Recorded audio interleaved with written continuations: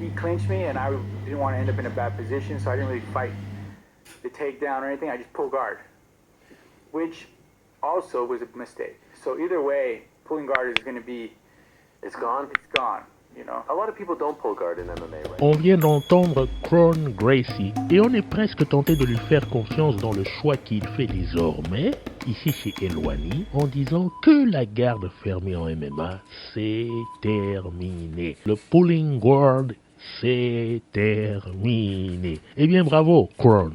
Sauf que j'ai une petite réserve te concernant, parce que quelque chose me dit, puisque j'ai écouté d'autres propos que tu as tenus, quelque chose me dit que tu es quand même encore très axé sur le paradigme familial, qui pour toi est très important, à savoir les méthodes, les méthodologies, les préceptes, les concepts dans lesquels tu as grandi pour t'entraîner, qui ont eu, bien entendu, un certain mérite, mais qui aujourd'hui méritent, puisque le temps a passé, les choses ont évolué, méritent un certain nettoyage, une certaine mise à jour, c'est mon opinion.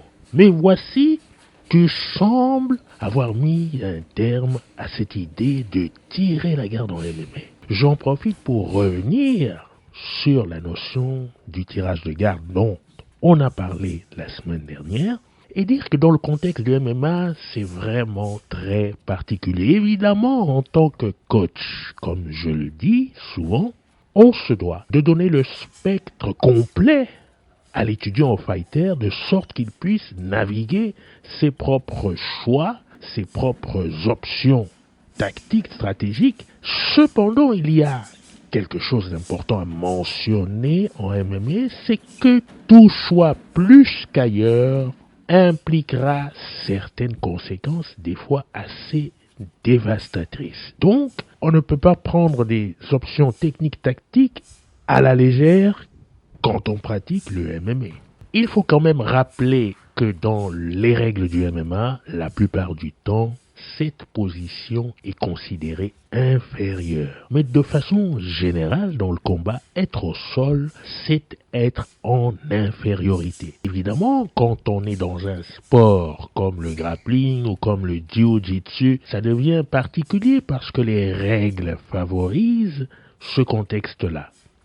Mais de façon générale, c'est une position inférieure, donc elle est considérée comme telle, notamment par les juges qui sanctionnent cet endroit de façon négative. Ça ne sert à rien d'évoquer le cas de Charles Oliveira ou encore de Diego Lopez en disant « Oui, mais regarde ce qu'ils font quand ils sont en dessous, c'est merveilleux, ils peuvent envoyer des coups de coude, ils peuvent avoir une garde fermée très agressive, etc. » Oui, je le conçois tout à fait et j'en ai bien conscience. C'est d'ailleurs la raison pour laquelle j'estime qu'il faut continuer d'offrir la palette aux fighters et aux étudiants pour qu'ils prennent cela aussi en considération. Je ne dis pas que ça n'existe pas, je ne dis pas que ce n'est pas possible, je ne dis pas que c'est quelque chose à exclure, non, on peut le prendre en considération puisque Charles Oliveira montre que cela marche pour lui à ce niveau qui est le niveau de championships à l'UFC.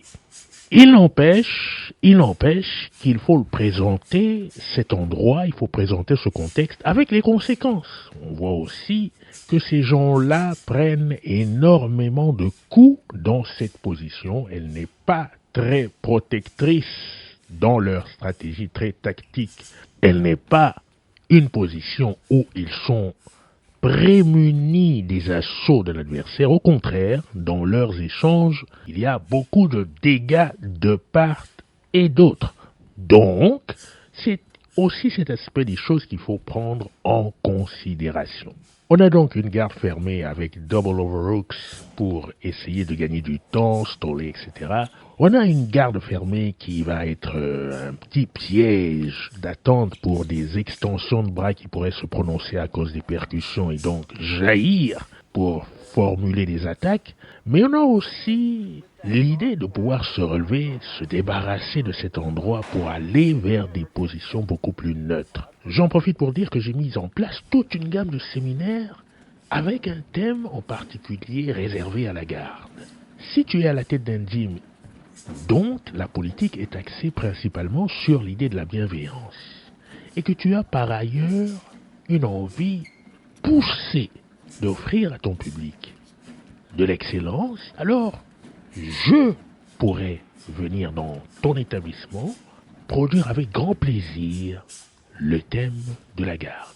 Pour cela, il te suffit de me contacter pour que nous puissions mettre ça en place. D'autre part, si cette vidéo t'a plu et que tu penses qu'elle t'apporte de la valeur, si tu penses que la chaîne est un endroit à fréquenter pour toi et pour d'autres, alors je te remercie de liker, de partager, de commenter, parce que cela m'aide à continuer à construire du contenu. Cela m'aide aussi à faire grandir la communauté. Et pour cela, je t'en suis très reconnaissant. Je te dis à la prochaine vidéo.